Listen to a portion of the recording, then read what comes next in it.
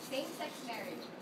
Same-sex marriage that is not yet allowed under our Constitution, and more specifically under the Civil Code, because the Civil Code defines a marriage as a relation between a man and a woman. I have no objection to same-sex marriage if these legal obstacles are first worked out. But right now, it's illegal in our country. Well, they can just live together. What's the big deal? BBL. BBL bang sa moral law? Ay, hindi pwede sa akin yon. Dahil, ang ginagawa niya sa kanyang mga provisions ay sub-state. Magpapatayo sila ng sarili nilang estado.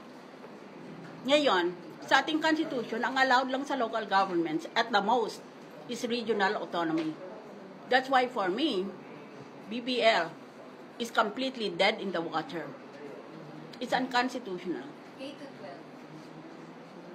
12. Okay, to 12. I don't know if that is such a wise move. And, for example, I am told that at least 70,000 teachers will be thrown out of their jobs. So, we don't necessarily have to do what everyone else abroad is doing.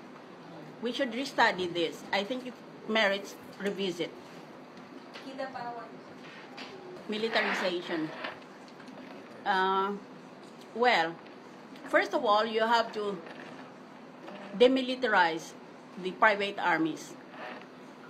And second, those who are charged with similar offenses or crimes should now be speedily sentenced.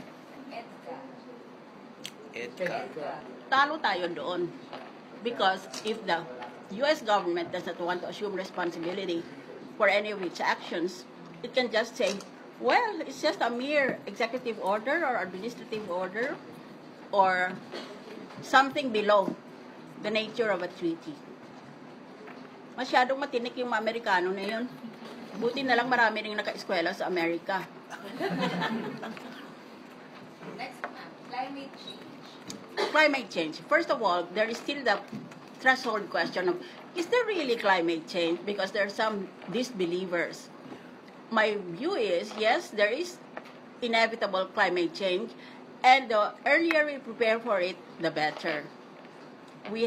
I would like to suggest the formation at cabinet level of a disaster management and security, disaster risk assessment and management.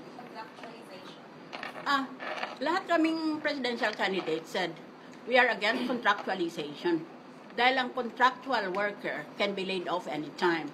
Pero itong Secretary of Labor nagsabi namang daming mawalan ng trabaho pag nawala yon.